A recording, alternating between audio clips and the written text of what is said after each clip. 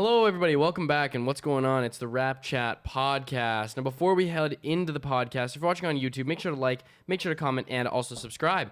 If you're listening on, if you're listening on Apple Podcasts, Spotify, wherever else you get your podcasts, make sure to leave us a rating. And also, please leave us a review. You can find us on Instagram and TikTok and Twitter at RapChat Podcast, where we post new clips of the show every single week. All right, everybody. Welcome back. Tuning into the show. What's your name again? Oh, yeah, sorry. I'm scatterbrained a little bit. This fucking mic thing had me frustrated. I'm your host, Luke Dick. I'm Elias Eldridge. And I'm Sam Kenny. All right. And that's it. Thanks for tuning into the podcast. Yep. See ya. Wrapping it up there. Yeah, that's a good pod. Yeah. Right. Solid. Good job, boys. Yeah, good job, everybody. We're cutouts for us this week. Oh, man. Okay, so what's the schedule for today? So we've got... Atlanta... the Atlanta game, the second Miami game, We'll do player of the week, and then a little debate at the end. We'll save the topic as a little surprise. Yeah. All right. And then looking ahead. Okay. So yeah, I guess we can get into it. So yeah, I did watch the Atlanta game. It's my bad. I didn't take notes for that game. I did watch it though. But we played Atlanta on Monday. Yep, on the Monday. And there was no Trae Young. Nope. But I don't know. This game was pretty good. I think Both games were pretty good. Yeah. Well, I mean, I think the Heat game was like it was better. Yeah, it was much better. But the Atlanta game, I think we were just tired. Like, you know, were we coming up? Did we play on Sunday as well? No, the Heat we was played on Saturday, right? Yeah. But like I know. I think it was Nick Nurse said this. They didn't even let the starters go to shoot around. Yeah, they did on the bus on the Sunday. Right. Yeah. Because they play that triple overtime game. So I think you saw fatigue in both these games. Yeah. Like even the Miami game, there's a lot. In of the first half, especially. I was really hoping that we would see a little bit more of the bench, though. Like, no, it's tough. He played. Justin got 3 minutes in the first half. Got 3 minutes period. Delano Banton got 6 minutes. That's it. And then Precious played 17, and Chris got his about 21. Gary and Pascal both played 40, and Fred played 39. I know. It's frustrating me because, you know, it's so. Maybe we'll make some. You can only hope we can make some like moves to get some bench pieces at the trade deadline because you're gonna run these guys into the ground, and the starters are so good, that 5-man unit. But they can't realistically play. Yeah, no, it's not at all. And like when I think about Fred, like Fred has been having. I mean, he's always Fred. Like he's always gonna be good. But at the end of the day, like he had those like 30-point stretch games. And I'm not saying that was sustainable for Fred, but I think that was like a peak for him, and him playing more and more of these minutes just diminished that peak. I think that he could have plateaued maybe from there instead of being a little bit on a bit of a downward. He's not getting inside. He's doing most of his work now from the perimeter, and like that's kind of, he's always like a perimeter based guy. But like I think the combination of the knee and the fatigue is he's not getting into the paint the same way. Well, and also he's making bad passes that I haven't seen, almost pretty much out of Fred at all this season. Like he'll throw it right into a passing lane. He'll drive into the basket and just get blocked again. Like he's not making those same sort of aggressive plays his turnovers have really picked up since that really good stretch. Exactly. I think honestly, it has to be fatigue. His turnovers before that stretch were low as well. Oh yeah, that's what I'm saying. Where he had that like the really good stretch with like scoring, he was getting no turnovers either. But now he's 3, 1, 5, 2, 1, 3, 5, like kind of out of sorts. And it is fatigue because there's only so much he can do right now. And I don't know, it's kind of blame. It'd be funny. It's kind of funny now. We would benefit so much having Goran Dragic playing. Oh my god, he's literally kind of the player. Like we need a veteran backup point guard, dude. Like it's true. $19 million sitting in Miami right now. So freaking. Like at the first half of this one, when I actually rewatched this game after the fact. Okay, yeah. I think we were down 9 or 8 after the half. First half, there really wasn't much. I know Pascal was dealing with some foul trouble a little bit. Yeah, man. That's another thing I've been noticing too. Is we early on in these games, like even with the Miami game, Pascal had 4 fouls. He has to do so much on defense, right? I know. And then every once in a while, he gets hit with a charge, and that really hurts him. And then when you're tired, you foul more often. Yeah. And he's already giving up so much size. Like he's against a guy like Clint Capella, he's giving up a lot of height there. But I mean, the first half, not a lot to take away, and even like it felt like we were just trying to cruising through it. Like that's just the vibe that I got. It was that's what Atlanta was doing too. It felt like both teams just kind of cruising and seeing who won. And honestly, like nobody on it. I mean, besides How do you remember Bogdanovich? Yeah. Well, what's his first name again? Bogdan. Yeah, Bogdan. Yeah. Bogdan. Oof, that's such a cringe ass first name. Sorry, my guy. Bogdan. All right. It's a European Hello, thing, Bogdan. Where's he from? Coming to Serbia? milk cow. Or no, wait, Serbia. Or Slovenia is one of those two. He plays Serbia. Serbia, Yeah, it was so him Serbia. and Jokic are a little dynamic duo in the national game. Well, buddies over there. So, anyways, but Bogdanovich was cooking us, but At the end, especially. for sure. And he had a decent game throughout the whole thing, but like John Herter, Collins was pretty quiet. Like Kevin Herter played a really good game. yes, yeah. 5 for 6 from 3. Yeah, that's what was killing us too. Red Mamba. But other than that, like I couldn't say out of Atlanta I saw any stellar performances. Like I mean, Bogdanovich was good. But nowhere near like when we played 18 points on 7 for 16 Exactly. shooting. Like it's kind of fine. Yeah, and like I remember when we played the Spurs, another relatively young team, not really great. Like Josh Primo is the guy who's cooking us the whole time. You know what I mean? Like there was nobody on Atlanta who I felt was really cooking us. And I'd say Herter. I'd say Herter's relatively cooking. I'd say I don't think. Yeah, he wasn't bending the defense though. But Like, no, we were he sending was, extra. but every time he was shooting, I thought he was going. I think that's why. Also, they don't but that's have. the thing is like guys have good shooting nights, here and there all the time. Like it's what I mean more is that being like a force on the court all 4 quarters of the game. You know what I'm saying? Like somebody we have to look out for. Almost like a guy like Trae Young. Trae Young, yeah, exactly. It's almost like they were missing somebody. Yeah, and I think this game. I mean, I don't want to get too much into this third quarter because we're going to talk about this guy later on. But Gary Trent Jr. had 17 points in the third quarter. In the third quarter, yeah. 5 for 7 from the field, 5 for 6 from 3. We don't let's save our Gary Trent. I think praise till our falling segment. sure. But We're gonna fight these games. that really so he had 17, Pascal had 6, Scotty had 3, OG had 4, Chris had 2. So like Gary Trent Jr. was doing all the scoring, 17 points and no assists. That's such a Gary Trent Jr. stat line. But man, like he was the one that really, because then we got that big comeback in the third. The defense really picked up. That's his shot making. That was so needed. Atlanta scored only 15 points in the third quarter. I think that was the theme in both these games. Our second half defense, or like crunch time defense. I guess the second half defense against Miami wasn't great, but like the crunch time defense really picked up. And that's been a theme over the past month. I think Sorry. I think the first. We're all yawning here. We're all tired. I think the first half. Our tiredness always shows from the previous game. And then then we see ourselves down 10. Then we're like, oh shit, now we gotta fight. Yeah. And we're fighting teams. We're always gonna fight. And the thing is we lost that Portland game, but that was we came back heavy from 35 points to 4. Yeah, to close that lead to 4. So honestly, if there's any team in the NBA who's resilient. Yeah, who's resilient and who can absolutely come back from a 30-point plus deficit is our team. And partially one of the reasons why is because I think in the first halves, I don't think we really focus a whole lot on scoring. Most of it is just or really playing that great a defense. Most of it is just play solid defense. Conserve our energy for the second half. Exactly. And we know it's going to be a 6 or 7 man rotation. Yeah. Exactly. It's when you score, try to get people open, try to run something. It's kind of sad. Also, I mean, it actually in a way is kind of impressive. You know what I mean? Oh yeah, but it's just the fact that they have to do that. I know. Pascal, I wish we could have a solid this game against Atlanta without Trae Young. You think some guys could rest? Pascal played the entire second half. Yeah. with 4 fouls this game. Yeah. So and that's what you miss about the 2016, 2017, 2018 Raptors, 2019 Raptors, the deep bench. And it's just I mean, even years besides Kawhi, the bench mob, you know what I mean? It was, there were years, there were solid years where we were making it to, we lost to Cleveland all those years. But anyways, in a larger point, we were known for having one of the deepest teams in the NBA, probably if not the deepest. We had the deepest. There's everyone was talking about I think the Raptors' whole bench 6th man of the year. Yeah. Like the Lou Will won 6th man of the year like 2 years in a row on the Raptors. Did he not? Just it was a 1 year. He was on our team 1 year and he won it. Yeah, exactly.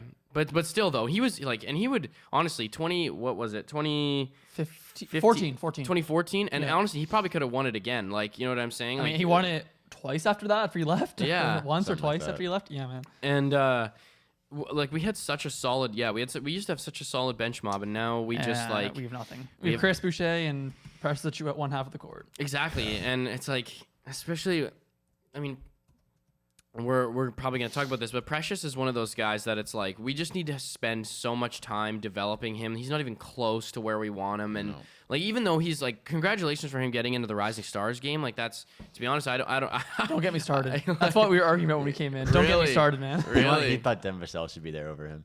Really? Maybe that should be our next debate. We were actually saying that. Yeah, so deep cut, man. Like no one would care about Denver Vassell talk. I'll start my own podcast. Yeah. Spurs podcast. It's a Denver Vassell podcast. Yeah, but like Precious isn't.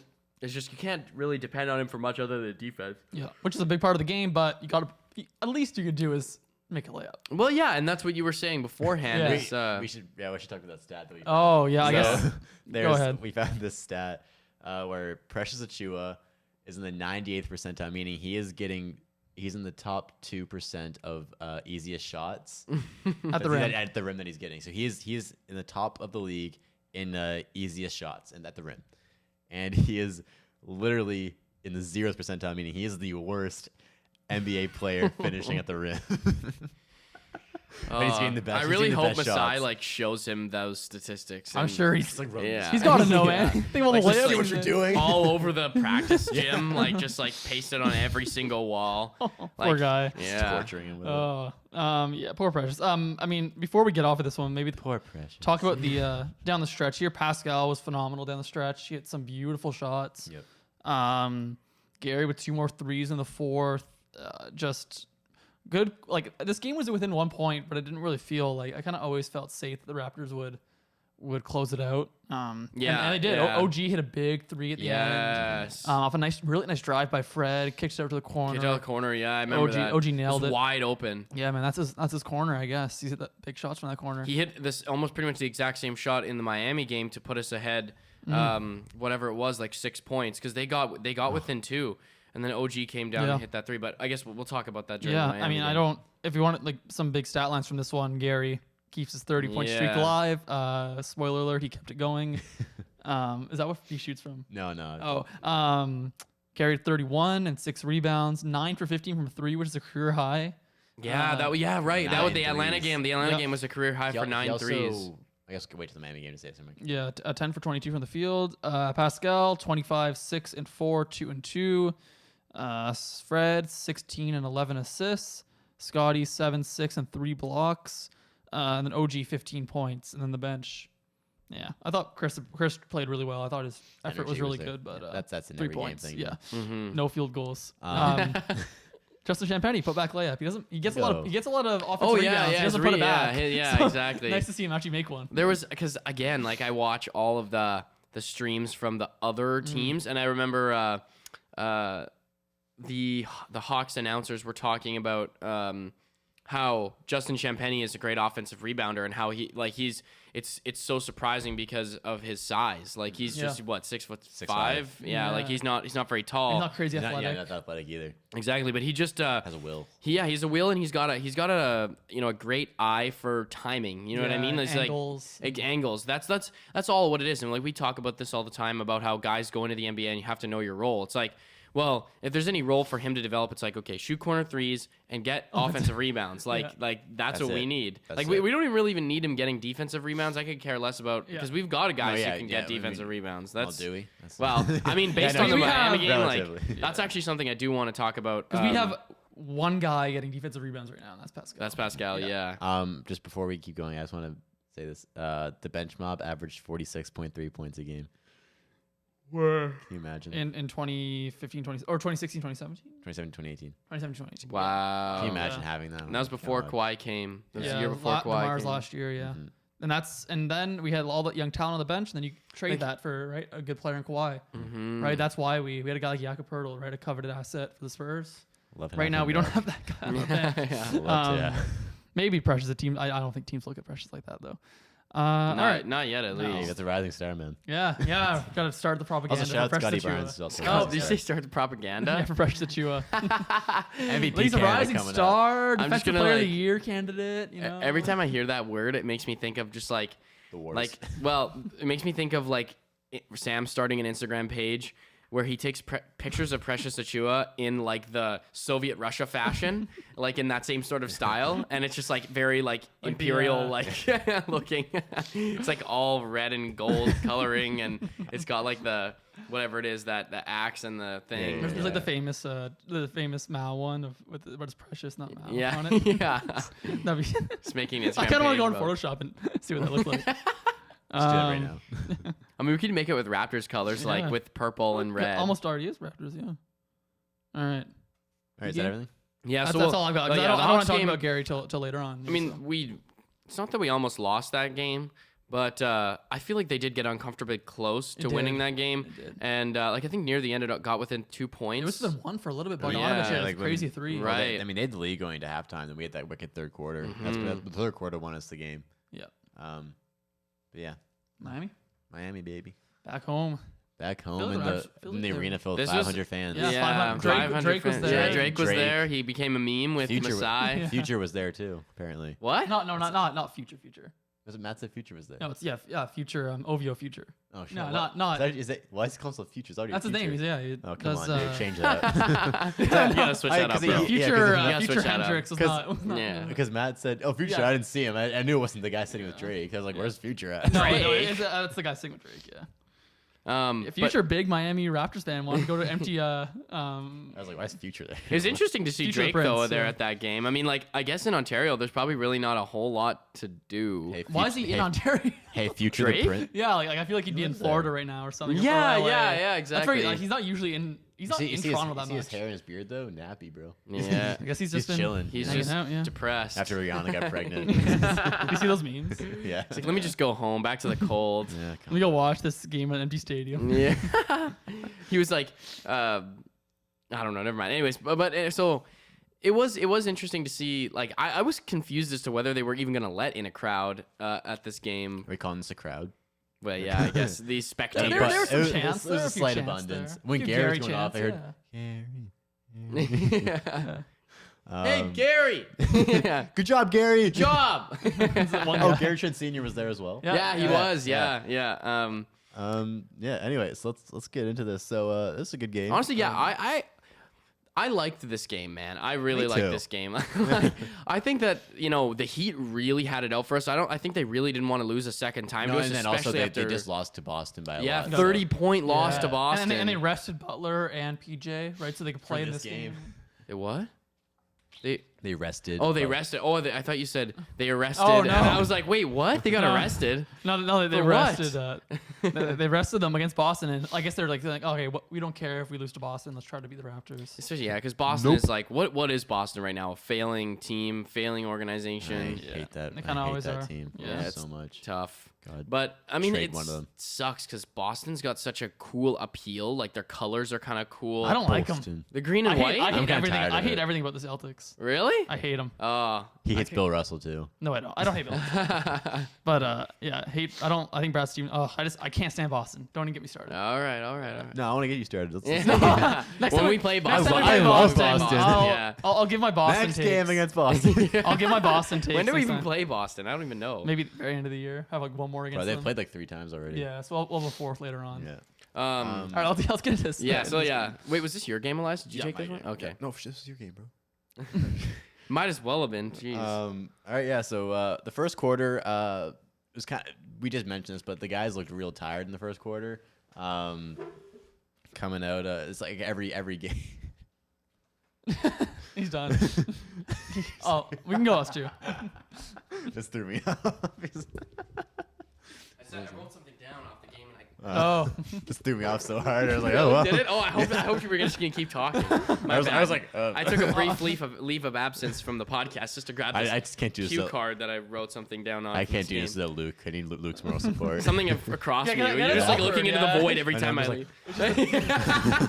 It's like your pupils start to fucking I'm like, yes, the Miami. Just guys, Sam, I'm freaking out. Sam, Sam, tell me what happened. Yeah. So breathe, slowly breathe. I don't feel so well. Mr. Kenny, I don't feel so good. All right, now Luke's back. I feel so much better.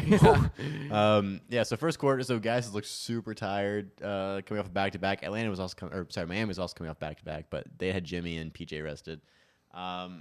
What I noticed of the first quarter was the offensive game plan was go at Duncan Robinson. It's usually a good game he hit plan. his first three. I think that was the first points of the game. He hit the first. But when we're on offense, the plan was expose his defense. Oh, He's dude. So we had guys switching on the entire game. Pascal was eating every them. single time. Gary Pascal, too. Anybody like. Yeah, he couldn't hold anyone. Could not. Scotty even went out a few times. Yeah, Scotty. Big time. But then our defense was not good though. First quarter again, the guys was tired though. But we just seemed like a step slow. The help defense is real slow, and just the interior. Bam defense. Adebayo, man, just exposed us with so many times, man. No, not until someone got put on him though. No, yeah, we'll get it. Yeah. But he was really bad in that. Well, not bad, but he just didn't really impact the game in that first matchup. Yeah, but then this game, he was literally just, he had 10 drives straight to the middle, uncontested. I think he realized Scotty Barnes is a lot skinnier than I am, and I can kind of just put him in the rim. I thought you were skinnier than you are. I was like, easy, dog. Yeah, Scotty's a lot skinnier than me, so. Yeah. Scotty's got that would be a small worry. bean, you know? That would be a worry if he was an NBA player. Why do we draft this guy? Miami was kind of taking ass in the first half, to be honest, on offense. What really kept us in the game was Gary's shot making in this first half. He had in the first half 17 points on 7 for 12 shooting, 3 for 6 from 3. Honestly, they weren't really even respecting him very much from 3 to begin this game. It only was only the second quarter when they kind of started to realize, like, we can't really leave him alone. He had one or two really open looks. Yeah. And he hit them. Yep. Like, it's just like, I mean, he's 30 points in 5 straight games. Yeah, which is unbelievable. And I hope we can, I don't care if he scores 30 points per game. Like, I do, it's great, but like, we all are going to sit here and say that is not sustainable unless you're Stephen Curry or Klay Thompson, right? So, I'm hoping that we can get Gary. Give me 18, give me 19 a game. Yeah, that's what he gives us right now. I think that's what he's doing. More than that, to be honest. I think maybe 22. I think by next year, the year after, he can get to 22 points a game. Totally. I think so. Depending on usage and everything. Yeah, exactly. But again, like, and also what our roster's looking like. Yeah, but also we've talked about this before. If Gary's doing what he's now, his entire career with the Raptors, I'm happy. He's gonna make so much. He's gonna make so much money if this is what he does for his whole career. I mean, it's impossible to keep up the rate he's shooting at right now. I just mean the season overall, not the past 5 games. But Gary Trent Jr. is in company with. Give me a Gary stat. Give me Gary stat. Gary comes in. It's like, what's up, guys? Got all statistics. Gary is in company with Steph Curry, Damian Lillard, and I think Kyrie Irving. I posted it on our story. I posted something. Yeah, I it wasn't that one. It was a different one. I screenshot. But he's in company with Steph, Dame, and I think Kyrie as. It's Harden. Oh, Harden. Okay, there it is. Yeah. The only players in NBA history with 30+ points and 5+ threes in 5 straight games. Wow. That's such a weird group. That is Steph Curry, James Harden, Dame, Gary Trent Jr. Yeah, but hey, I mean, he is 23 years old, and it's pretty remarkable to see, him performing at such a high level at such a young age. And I really got to say, it's because of his usage. It's because we play him. You know what I mean? And also because his usage isn't too high. And he doesn't have to go out. He can just play like Gary Trent Jr. And the nice thing, real efficient with his shots. Exactly. And the nice thing about his game too is that he can literally score 8 points in 5 minutes. Like, you know what I'm saying? Like, that is super realistic. And to have that coming in, it really throws off defenses because you can sub him off. And like, I didn't know if he was going to hit his 30-point mark because he was at 25 points in the fourth quarter of that Miami game. Yeah. And I was like, and then he didn't sub on until like about 5 minutes. And I was like, oh, damn, I don't really even know if he's going to get a chance to score. And then he ends up scoring 33 points by the end of that game, which is unbelievable. And to get him to 30, like past 30 points, he hit a 3 for it too. Yeah. So I'm like, it's it's super classic. But classic. The thing is about what my point is about that is that it throws off defenses because you can, a defense will spend the first half, if not more of a quarter, adjusting to Pascal and Fred. Mm-hmm. And then you throw Gary in the mix, and now this guy's shooting from the outside. And it's even OG will have like a good game. Exactly. And then it's just, the defenses are just like, well, God damn it, who do we guard? That's so dangerous about I think our starting lineup is so good, but Scott me to the bench so bad because imagine these guys rested all the time, the starters. Yeah, they had legs and yeah, like they're imagine doing this without legs. Exactly, like imagine Pascal only needing to play like the first 4 minutes of the first quarter.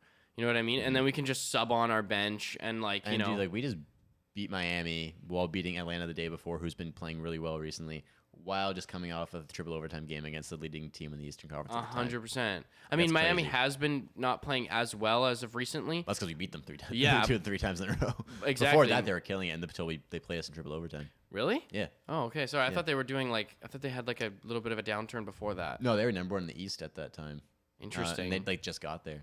Now but it is interesting though because they have won a lot of really, really good and important games against great teams, and to see us perform so well against them, like one of the biggest things was that Miami did not want to lose to us again. Like look that's why they didn't play Jimmy Butler. 100%. And like look at the advantages they have. They're going to play Toronto at home in a court that has no one there. Drake's there. Yeah, hello.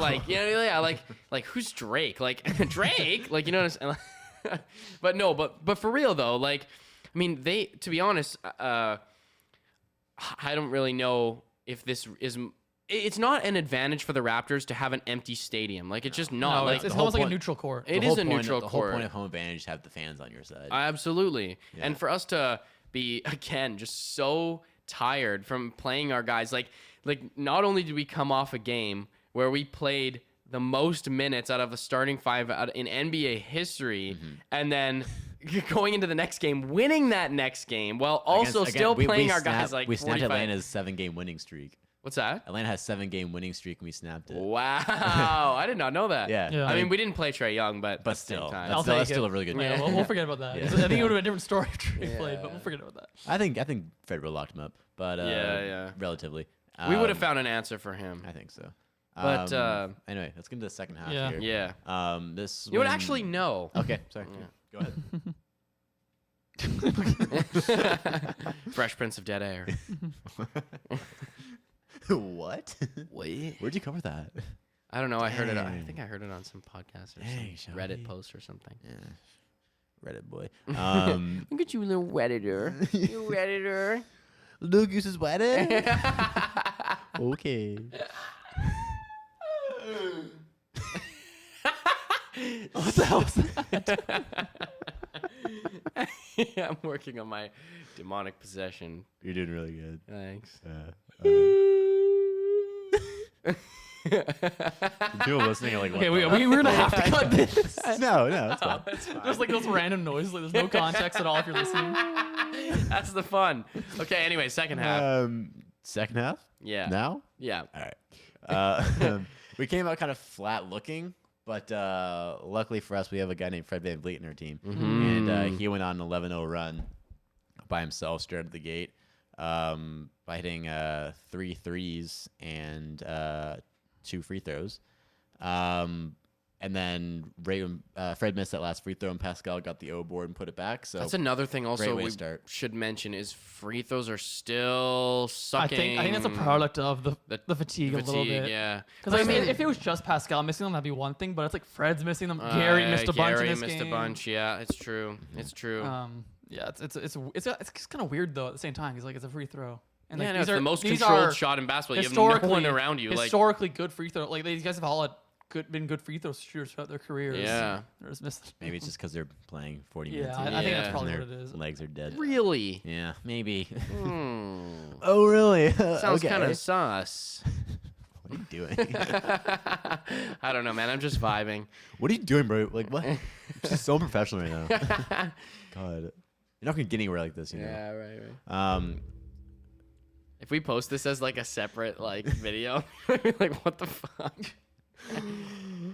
So, a big thing I want to talk about actually is what do you guys think of the offensive fouls in this game? Because I thought they were so many, and I'm kind of tired of offensive fouls. Man, I don't understand why. The third quarter of this game was the story of fouls, man, by both teams. Constant, just repetitive fouls, man. Bam was fouling a shit ton. I don't understand the whole. If the if the offensive guy is stronger than the defensive guy wins the battle. Yeah, like Pascal gets screwed over so many times on. He just spins into the guy. He's not extending. Yeah, and like the defense, like it's such a scam. Like he's just spinning into space. And the guy, it's obviously a flop every time. You know what I mean? It's like I feel like they should really change. It's not Pascal's fault that he's 6'9", 250, and Gabe Vincent 6'2". Yeah, like that's not his fault. That should not be. He knocked him over. Exactly. No, I remember that. Was that when like Gabe fell over? Pascal was like kind of like pushed him or whatever. Yeah, when he spun into the lane. And, yeah, I don't even know if it was Gabe Vincent, but it was maybe PJ. I forget. But. Yeah, I can't. Oh, maybe it was PJ. Yeah, but I can't remember. But anyways, this quarter had 10 fouls for Miami and 7 for Toronto. Yeah, what is this, man? A constant stopping of the game. Yeah, like no one's here for that. Yeah, no one wants to watch this. Like it's just, and a bunch of it, like you said, were calls. A lot of them should have been no calls. Like a lot of them. There were a lot of calls in this game where I was like, really? Like I think that'd be a better way. Just if the guy's flopping and trying an offensive foul, get rid of that and just don't call anything. Like I'm so tired of that. It's not a real basketball. No, and it's unfair to the offensive. Like there's no way Pascal can avoid spinning and hitting it and just not like how can he avoid that? If he do his move more fair, like if he drives through the lane, like if he gets past his defender and goes through the lane, and like PJ Tucker just comes over and just goes like this. It's a foul on Pascal. Yeah. It's like Pascal's going a wide open layup, and all of a sudden PJ Tucker's like. And then they'll be like, "Oh, he lowered his shoulder." It's like, but that's guy. It's a like you're bracing for some contact, and it's like, okay, if you're let's just say this, okay? So let's do it. So let's just say this, okay? So Pascal does that exact same drive on Bam Adebayo, slightly lowers his shoulder. Bam's gonna take that contact, right? And no one's gonna say anything about it. If it's not gonna be a foul on Bam, it's gonna be a no call, right? It's just me an aggressive move. But that exact same move with the exact same force on a player like PJ Tucker or Gabe Vincent, like knocks them on their ass, and that's an offensive foul. It's like, what? Yeah. Like, you know what I'm saying? Like, so you're telling me I should brace for impact and contact on some players, but other players when I'm like, you know, in a full transition mode, ready to score and go to the basket, that if I you know, maybe slightly lower my shoulder to brace for any sort of contact like a normal person would, like it's just reactive instinct, that you're going to call that an offensive foul. Like it seems like, you know, it doesn't seem fair. Like it doesn't really. It's a weird one. Exactly. Especially when, you know, you can't help the fact that people are going to drive to the basket. Like you just and honestly, they were calling some of those calls on Miami too, and it was just like, dude, what is this? I just don't like seeing it anymore. Yeah, I hate it. It kills the game a little bit. It kills the vibe. In this quarter, because our defense in the first half wasn't that intense, but it picked up in the second half. The help defense was still really shaky though. Guys were getting inside. Yeah, and nobody's coming over. I think so many like easy backdoor cuts that's and fatigue like for me, because when you're tired, you. Like the backdoor cut. You forget about the backdoor. I think I can't forget. I was watching this game like, how the hell are you getting back cut? Like I was getting all that OG. And Scotty and OG too. got blown by PJ. And I'm like, well, they've kind of just played like an insane stretch of games and they're on a back to back, and they flew overnight. Also with Miami too. Like look at us sitting here in our ivory towers, like, you know. Yeah. Like, why are you letting in this backdoor cut? And it's like, you know what I mean? They're like every time they get on the bench, they're like, I think also with Miami, it's a little tougher too because there's so many shooters. So it's it's like you're kind of like, oh god, should I help or not? Because then if you help, they're gonna pick over Duncan Robinson or PJ Tucker or Tyler Hero in the corner. Yeah, and it's a bucket. Yeah, in the moment I was more like upset, but now that I've like looked back and like kind of realized the context for it, I'm been like same as like breaking windows. Because like a lot of these guys have been great. The only guys that have like out of the starting five that struggle with the backdoor cuts is a guy like Scotty and then Gary sometimes. But like a guy like OG and Pascal, but like not even like OG and Pascal getting back cut, I'm gonna chalk that one up to fatigue. Yeah.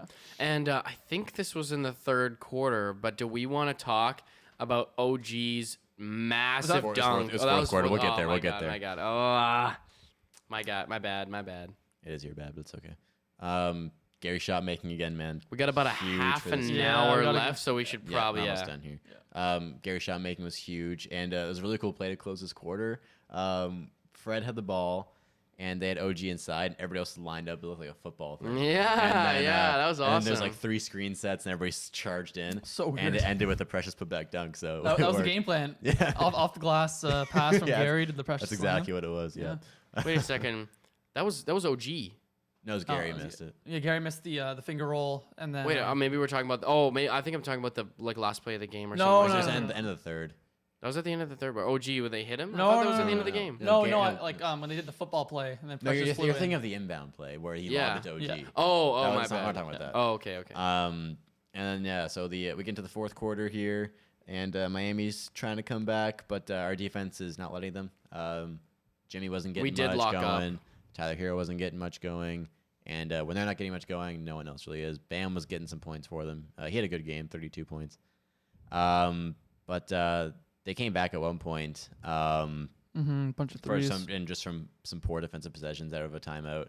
But then Gary had back-to-back step-back threes. Tough. To give us the lead again. One of them may have been an offensive foul, but no, PJ flopped so hard. Man. he did. No chance. No chance. Yeah, they didn't call it though, so Yeah, I mean, PJ Gary's got a way of getting away with that little push. but he did this, and PJ went 15 feet. In the floor. I'm not gonna call that either. PJ can't guard Gary. He's way too slow. Every time they got a switch, Gary was like, let me get him. PJ's a great help defender, but he's not a good I think every Raptor when they He's too slow, man. He's 36 years old. Every Raptor when they saw PJ on them, they were just like he actually has hair. He just doesn't grow it out. They were like licking their chops when any Raptor had PJ on him. Every single guy was going at him. If it was PJ or Duncan, they were like, let me get to work. Yeah.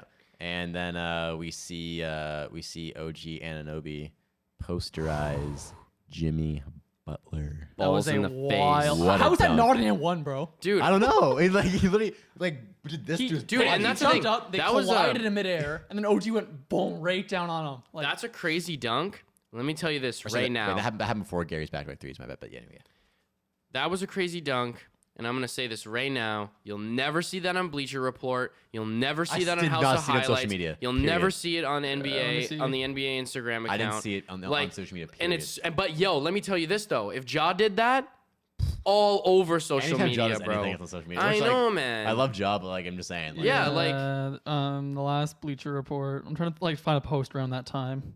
Even check. Oh, even Tom check. Brady retired. Yeah, just the slam. Yeah, nothing. And then what about just news? They posted Drake. That was. Go House of Highlights. Yeah, I guess but well, even still, I bet there's nothing on there. Nothing. And Drake's there again. And check at the NBA Instagram. I think they did probably post that. Yeah, they did. That was a legit poster on Jimmy Butler, man. Dude, legit. It came out of nowhere too, and he fucking slammed that shit right down. They posted it. The NBA. I figured they were probably. Jeez. But still, though, come on. Yeah. That was one of the best dunks I think we've seen all year from the crazy. Raptors. Google Anunoby. And the NBA, one of the best. I think it's one of the dunk. That's an underrated poster, man. I don't. Extremely underrated poster. I did too, bro. Yeah. He just went right to the basket, streamlined, and boom. When I first saw the meet, I thought foul. Jimmy's trying to foul him. And then I think that's what Jimmy maybe was trying to do. Yeah. He just kept going. He climbed him. Yeah. I thought, oh god, Anunoby, and then he went down. I was like, yeah. That was it was so unexpected. I was like, okay. Yeah. OG. And honestly, no reaction from OG. Just he's like, whatever. What time is it? Just a little walk back on defense. All right. Is the game almost over? Yeah. I wish probably finish game after. Okay, this is one thing I wanted to pulls out his cue card. say. Yeah, I just had to get my cue card. So Eric Reed, the announcer for the Heat, says Nick Nurse and Eric Spoelstra are the best coaches in the NBA. I agree with Eric. Yeah, but it was just the only reason why I said this was because, okay, Eric Reed has been broadcasting for the Heat for a long time. Okay, he knows the league. Yep. He knows what's going on. He knows the players.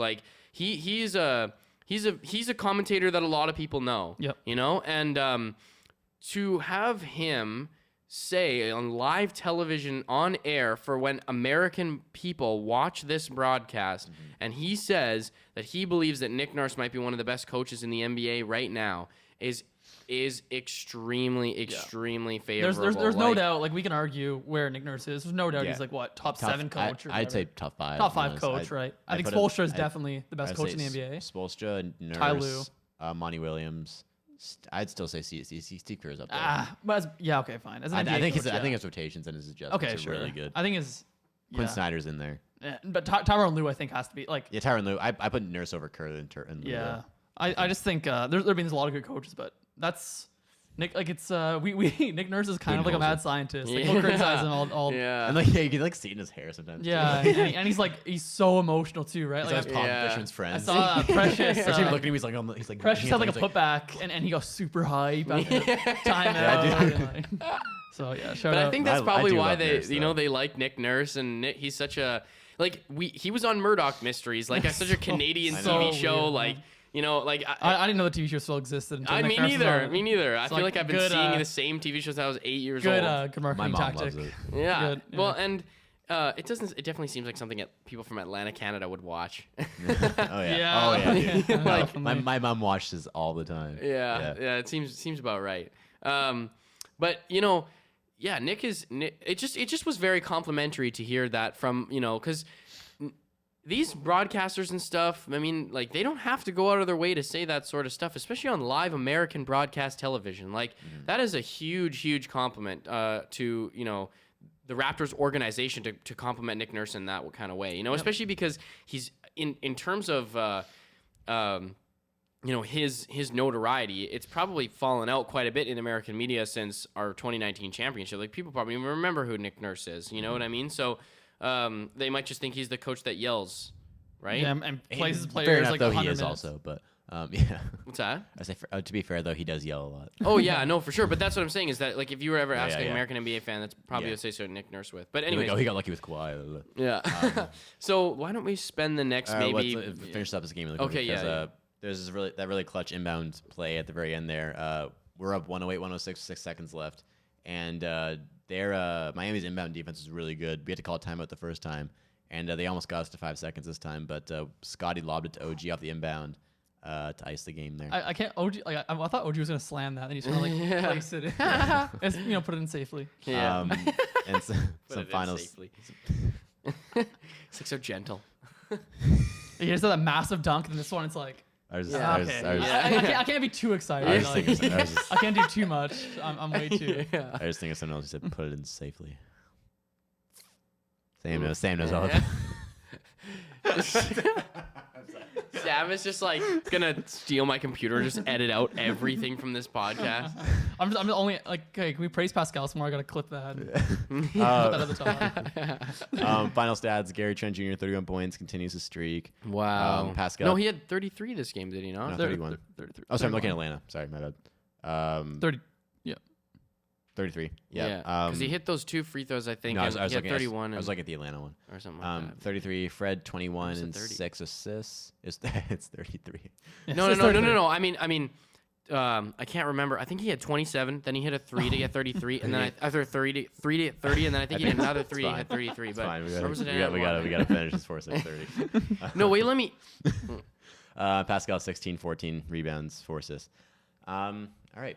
Let's. Great game. Super fun to watch. Glad we beat the Heat again. Yep. Beat the Heat. Yep. So let's spend the next maybe, what do you want to do? 5 minutes? Just On Gary quickly. Trent. Yeah. Gary? So we're moving into Performer of the Week. So our Performer of the Week is Gary Trent. It's a pretty obvious. collaborative Yeah. Gary Trent Jr. Yeah, it'd be crazy to say otherwise. So let's talk about this because I'm curious to know, like, because I've said my piece on what I think about Gary Trent Jr. You are the resident Gary Trent Jr. stan. Yeah. So. But I want to know, where do you think Gary Trent's ceiling is? Because I actually have an interest. I was going to bring this up. Okay. I think I'm probably maybe the lowest out of all of us on Gary Trent Jr.'s long term. Like, I think he's an awesome player, and I think he's going to be an awesome player.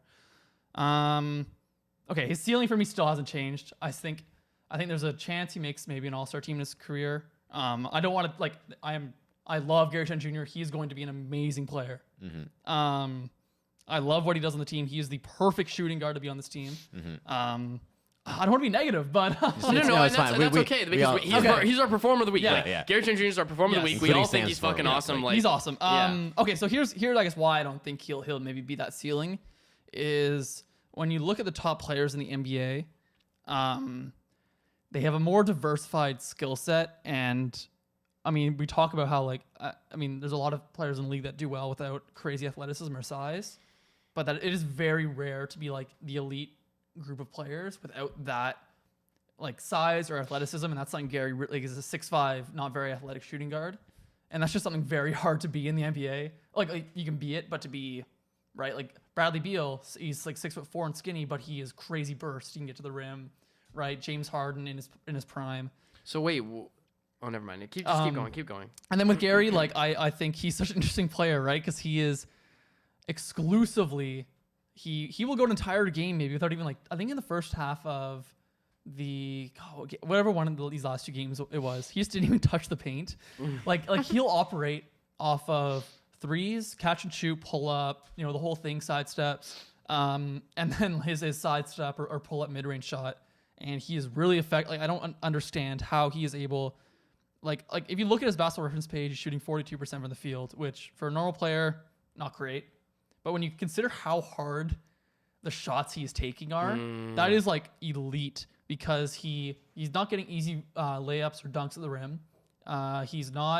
Most of his threes are extremely contested, right? Because he's one of the only shooting threats. He's not a guy who's super tall, so he can just shoot over his defender. He has to get he's got like a good lift on his jumper, and he's got a really high release. So that's how he gets his mid-range shots up.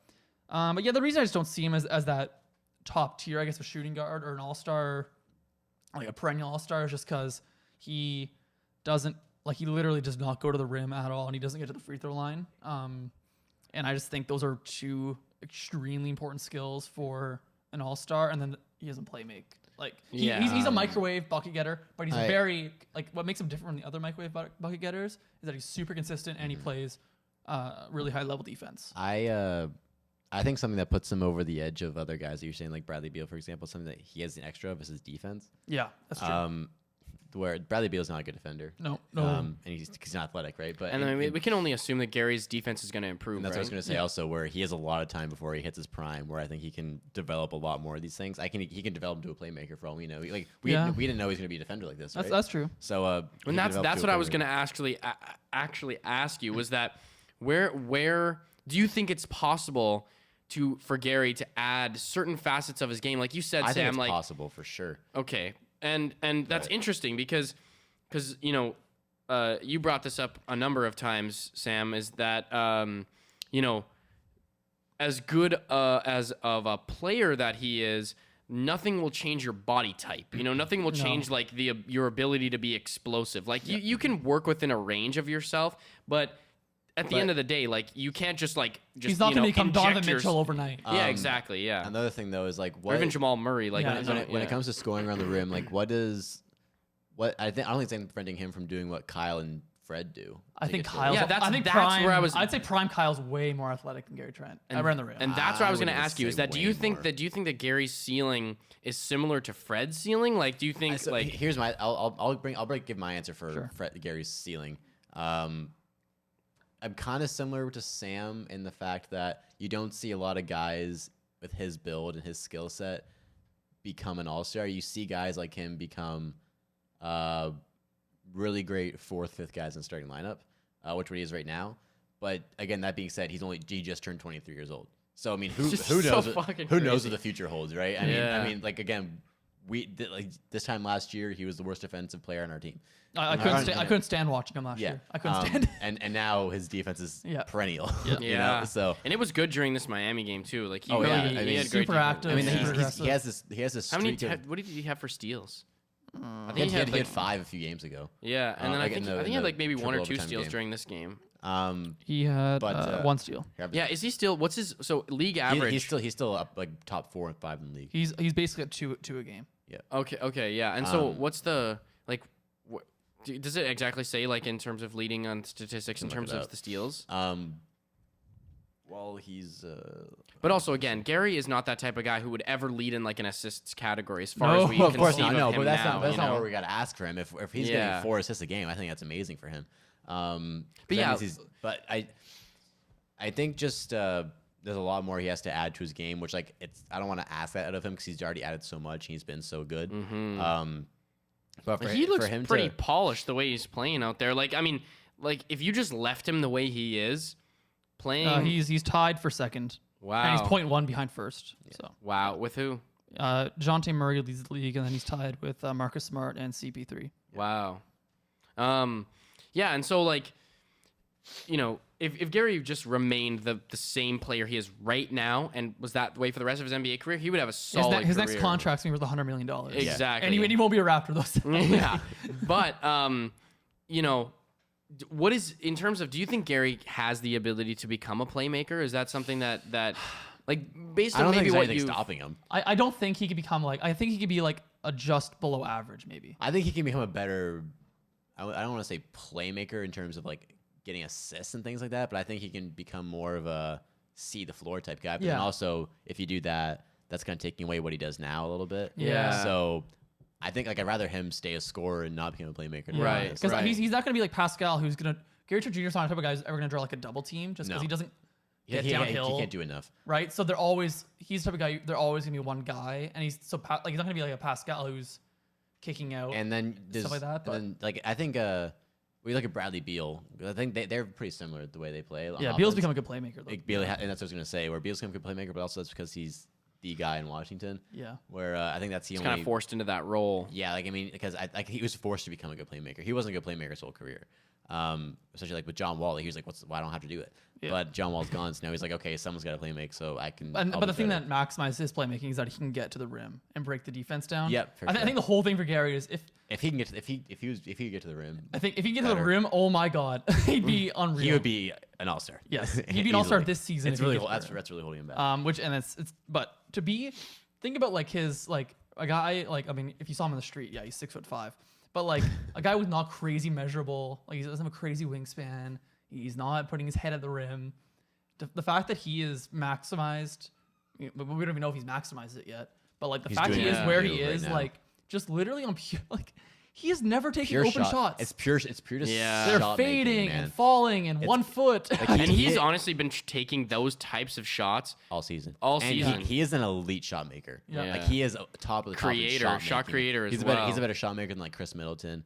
Like just these type of guys, right? Because he's taking tough shots, like Sam just said. Yeah. Imagine if he was taking more open shots. And he's not getting a ton of space, right? He's not like that's what I'm saying. Like imagine if we had a better bench, a better, like better surrounding players, and this is kind of my rationale for him coming off the bench before, where giving him that number one opportunity where he can just kind of be the guy. Well, yeah. What about Tyler Hero? Like, you know what I'm saying? Like, there's guys like him who are now coming off the bench. They used to start him, and his playmaking improves. Is better off the bench with an improved handle, right? Yeah. Hero's got a really good. So handle, I just think and if we want to maximize Gary Trent Jr. period, I think he should come off the bench, just because he'll get more opportunity to develop his game. Right now, what he's doing right now is exactly what we need. Right. So he's like I'm good here. Yeah. You know? And he's such a perfect two guard because if Gary Trent Jr. just has a game where he's not hitting any of his contested shots, it doesn't really matter. No, and he's still playing wicked defense. Yeah, and teams are always gonna respect his three ball for sure. So like, oh, he's not hitting the shots. We're just not. He'll be the guy. Like he'll just shoot his threes. We don't have to force it to go to Gary. Yeah. And then he's just like, and then we don't have any guys like that, just like that bucket getter like at the guard position. If Gary's not hitting a shot, it's not really missing anything. It's like a bonus. Yeah, right. He's always giving you solid, aggressive defense. And yeah, he's ever since he put the headband on. Yeah, headband Gary. Shout out headband Gary. Chris Boucher just put the headband on. I think we were 30 points next game, calling it. Let's go. But we do as much because I don't want this performer of the week to seem like a giant criticism, but we do want to give Gary a giant shout out for congratulations, Gary, for five 30-point games in a row. One more 30 there point. We go. One more and he sets the Raptors record, I think. Hey, yeah. I was hoping it wasn't going to be the Rick and Morty one. One. Do not click that one. maybe like don't click that one. I won't click. Anyways, one more 30-point game and he sets the Raptors record. Right. For most consecutive. He's tied right now with DeMar. DeMar. And he plays DeMar next game. Ooh, interesting. But yeah, so and Gary wasn't playing like this necessary level at the same time as last time we saw the Bulls, so we'll see. He's now his career. So, anyways, we do want to give a big shout out. Congratulations to Gary Trent Jr. for this great accomplishment. You're in the same ballpark at 23 years old with some of the best players ever. In the game, yeah. So congratulations to you, man. Shouts out to G2J. We've got a lot of faith in you. We've got a lot of we see a lot of love. Yeah, we got a lot of love for you, and we see a lot of potential for everything that this guy's doing. So we're so impressed with everything about his game and how he plays. Second round pick, by the way. Yeah, exactly. Crazy. So shout out to Gary Trent Jr. So don't think we're gonna have time for the debate. Yeah, we can wait on that. We don't want to make it too short, right? Yeah, no. Yeah, we don't want to save that for yeah. We want to actually get into it. And we're recording on Sunday, so that's not gonna be too long. Yeah. Gary deserved his time in the spotlight there. So hopefully next time around this table, Fred Van Vliet's an all-star. Oh yeah, that's tomorrow. I guess by the time that this podcast kind of comes out and everything, we will see. Yeah, I want to see. Man, I'm so scared about it, to be honest. He's gonna make it. Trust me. Are you trying to speak into existence? And if he doesn't get voted in, he's gonna be the injury replacement for KD. Well, they got a replacement with the forward. No, it can be anyone. Really? Yeah. Oh. Yeah. So why do you think he's gonna why do you think he's gonna make it? Yeah. I just think the coaches. He's a guy that coaches are gonna respect how he plays. He's got to make. He's just flat out been better than the competition. With coach, if it's coaches picking, they got to pick him over LaMelo Ball. They will. They got to. They will. They will. They they will. to, dude. Oh now, man, Pascal. I'm gonna email some. Dude, Pascal should be an all-star too, man. He's been playing so well. His defense is crazy. Crazy, man. Whew. Jeez. If we had a better record, hey man, the East standings is super tight. Like if you go on a run, it's like Brooklyn's almost in the play-in right now. Yeah. The Raptors are 5.5 games back for the 1 seed. 5 in a row, eh? Yeah, we're a game and a half. We're 2.5 games back from Brooklyn for the 6th seed. All right, so let's do our looking ahead because I'm actually curious to see. So Raptors right now, we were on a 3-game winning streak. 4-game winning. No, because we lost to. No, we 3-game win streak because we lost to Chicago before. Yeah, 3-game win streak. Yeah. So Miami, Atlanta, Miami. Yeah.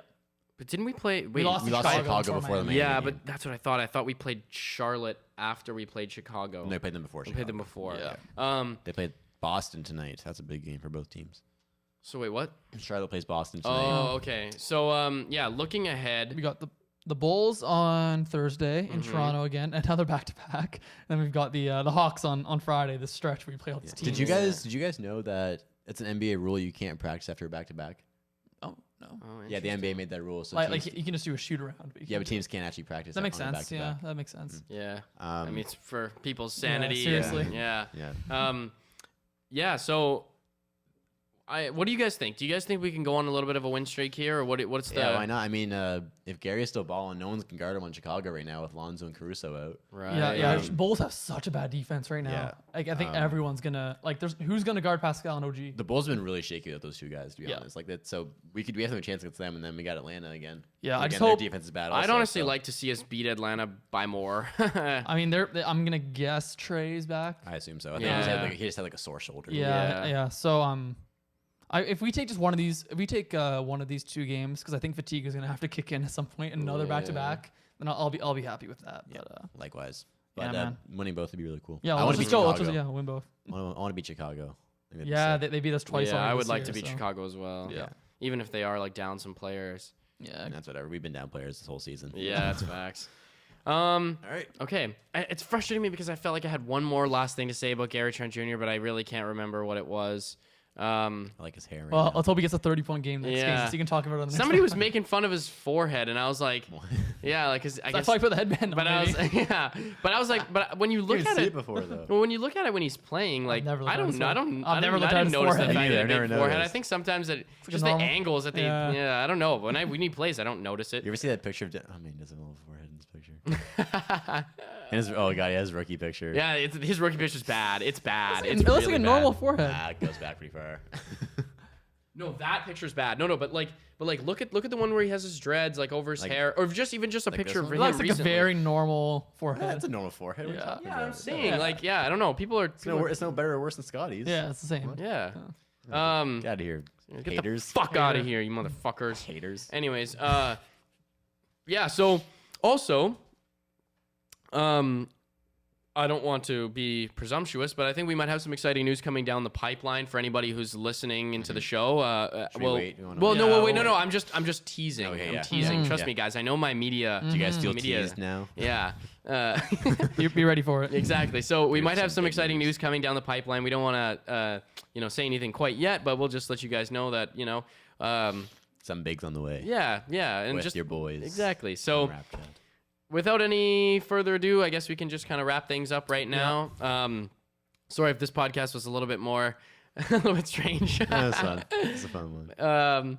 But anyway, so yeah, if you're watching on YouTube, make sure to like, make sure to comment, and to subscribe. If you're listening on Apple Podcast, Spotify, wherever else you get your podcast, make sure to leave us a rating, and also please leave us a review. You can find us on you can find us on Instagram, TikTok, and Twitter at RapChat Podcast, where we post new clips of the show every single week. Before we get out of here, I'm your host, Luke Dick. I'm Elias Eldridge. And I'm Sam Kenny. Peace out. Peace. Peace.